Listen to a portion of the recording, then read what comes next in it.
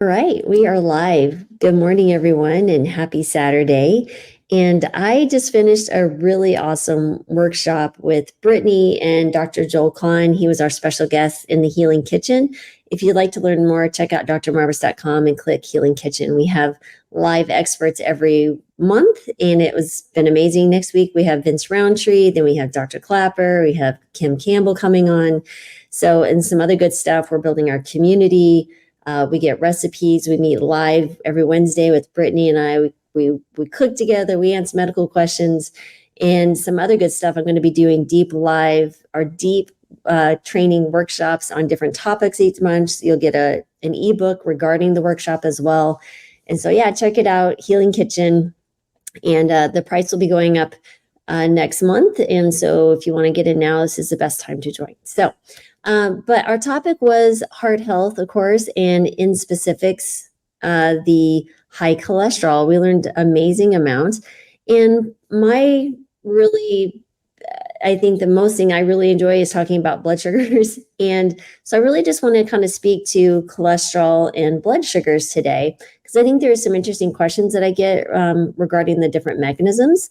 So I have some notes here just to like to share with you. So, if you think about it, high blood sugar is often seen, obviously, with diabetes, prediabetes, and even people who may not even have an elevated A1C may still have high, blood sugars after eating certain foods. And we're hitting above 200 many times. So that's, again, where the CGM comes into play. I have a CGM here.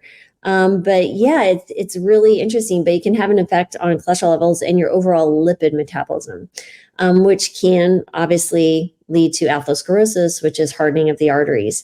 But remember, atherosclerosis is built up of fats, cholesterol, and other substances inside the artery walls, and that's why you get that quote unquote stiffening. There's not a full understanding of all the mechanisms, but it's kind of complex, but I can tell you what we do know. And so basically you get, number one, altered lipid metabolism, right? So high blood sugars can lead to insulin resistance, and that's where the body cells don't effectively use insulin. And then insulin resistance results in increased fatty acid production, right? And altered lipid metabolism. And then that in turn can lead to an increase in what they call VLDL, or very low density lipoprotein cholesterol. And then consequently, it will lead to the LDL being elevated, which is your quote unquote bad cholesterol.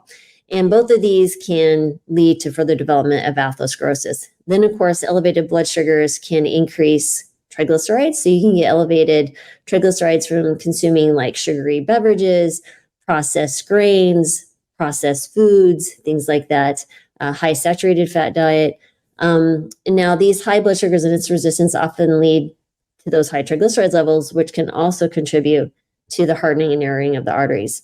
And then secondarily, it can lead to what we call glycation of the lipoproteins. So persistent high blood sugars can lead to the binding of the sugar to the lipoproteins, or what we call the glycation process. So that basically changes their structure and function. The glycated lipoproteins are then more susceptible to oxidation. So we've all heard about oxidized LDL, which can be particularly dangerous. So it's like giving someone who's a trained soldier now, an arsenal of ammo and guns to be even more dangerous. So think of it that way.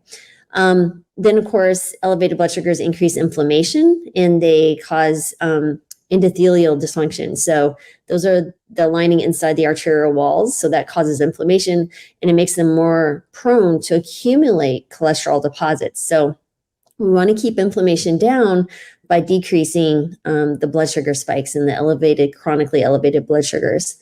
And remember, the endothelial is a very delicate one cell layer inside those arteries. So we just want to be very, very cognizant of what we're doing there. And that's where you can also measure things like HSCRP or highly sensitive CRP to see where your inflammatory markers are. Again, there's many other tests you can do to see where your current the current state of your heart disease is. It may be 0 as we do a coronary artery calcium score, which is fantastic. Dr. Kahn also spoke to doing an ultrasound of the carotid arteries and looking at those two in conjunction with your numbers and risk factors and diet and lifestyle. You have to look at the person as a whole as to whether you're okay to continue and doing what you're doing, or maybe medication would be appropriate. Sometimes there's certain supplements like berberine, bergamot, things like that. There's another thing here called adipokine imbalance. So basically, adipose tissue, which is your fat tissue, secretes the adipokines, and these regulate lipid metabolism and inflammation. So high blood sugar and insulin resistance can alter their production and then further contributing to dyslipidemia or abnormal lipid levels. And of course, you just have your genetics and lifestyle, right? So it's really important to note, and Dr. Kahn really spoke to today, of having patients come in who were following a very strict whole food plant-based diet and still struggling to get their total cholesterol under 200. And that's where we just really need to look at your genetics and then look at overall risk factors. And that's where additional testing may be indicated, such as the carotid ultrasound to see if there's any thickening or any plaque occurring here, which obviously would indicate a higher risk for stroke, or a coronary artery calcium score, which is a very brief CT scan of the heart arteries. I've had mine done. It is 0, and I had it done recently. So especially for people who are older, over 45 or 50, that can be a very helpful test as well. And then there's some additional tests like a CT angiogram, which can look for soft plaques and some other things. So again, it's all in the context of your overall current state of health, your current lifestyles. Are you exercising? Do you have sleep apnea? What is your diet? Are you on other medications? Do you have diabetes? Other risk factors. And again, genetics, there were some genetic tests that we can do that he also mentioned, which was really interesting. We spoke about the portfolio diet, all sorts of interesting stuff. And there's even some, supplements that you want to be very careful of, specifically ones that he doesn't recommend using, and neither do I. It's called the plant sterols. And the plant sterols can actually lower, quote unquote, your numbers, but then they can actually act like cholesterol in your bloodstream if it gets into your blood, and actually can be incorporated into plaques. So you want to be very careful about that. So again, we'll just go over real quickly. You have insulin resistance causing issues with altered lipid metabolism and increased triglycerides, glycation of the lipoproteins, inflammation and endothelial dysfunction, and the adipokine imbalance, and then of course your genetics and lifestyle. So we have those things that how high blood sugar really needs to be paid attention to. And with a third of Americans either pre-diabetic or diabetic, and many of them don't even realize that they are pre-diabetic or diabetic, it's very concerning. And I can think, as a whole, we're walking down that path of even more and more people at an earlier age developing insulin resistance. And there's actually even some insulin resistance testing you can do. You can get that through Quest or LabCorp. Your doctor could order it. There's other ways you can check it as well. I believe it's called the Cardio IQ test from Quest. If it has, you can add on the insulin resistance score.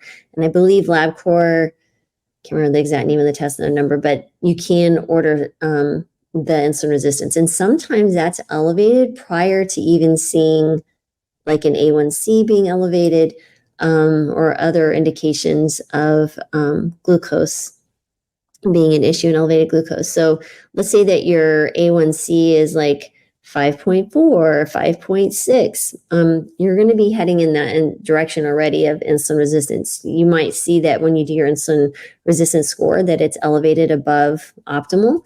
And so that's a really great time to really start incorporating lifestyle changes, because many, many times you can improve your insulin resistance just with a whole food plant-based diet, low saturated fat, exercise, good sleep.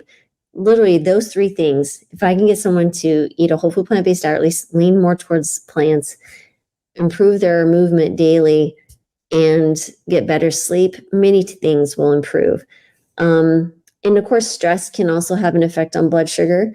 And we've certainly seen that. I had an example because I'm doing a glucose mastermind right now, that I watched a movie about World War II. And for some reason that really affected me. I love history, but I started reading about articles about World War II, and this was getting later in the evening. I was getting close to my bedtime. And typically my blood sugars are in the low 70s, high 60s when I'm sleeping. My blood sugar that night, when I looked at the CGM the next morning, and by the way, I woke up from a nightmare in World War II that evening, my blood sugar actually climbed to 120, which usually doesn't happen unless I've eaten something. And then it just precipitously dropped afterwards. So the only thing that I can think of is it was responding to my dreams, because I hadn't eaten 3 hours prior to bed. So my blood sugars were lower. So I think it was the stress of the movie, which was fascinating. But anyway, that was a very interesting thing to learn and was a great share that we had with each other in the glucose mastermind. So hope that makes sense. So basically saying is high blood sugars will elevate your cholesterol in a variety of manners, increases inflammation, and it's just something we need to be paying attention to. So those processed foods, the white rolls, the even white potatoes can cause an issue if they're not mixed in with other things like your non-starchy vegetables, beans, and legumes, whole grains, things like that. So some things to pay attention to, everyone. And I hope you have a good rest of your day. And I'm off to run 9 miles in preparation for my half marathon in November in Boston. And so I'll keep you updated there. So you guys have a great rest of your day. If you have any questions or other topics you'd like me to focus in on, please do. And yeah, I hope that was helpful. Have a good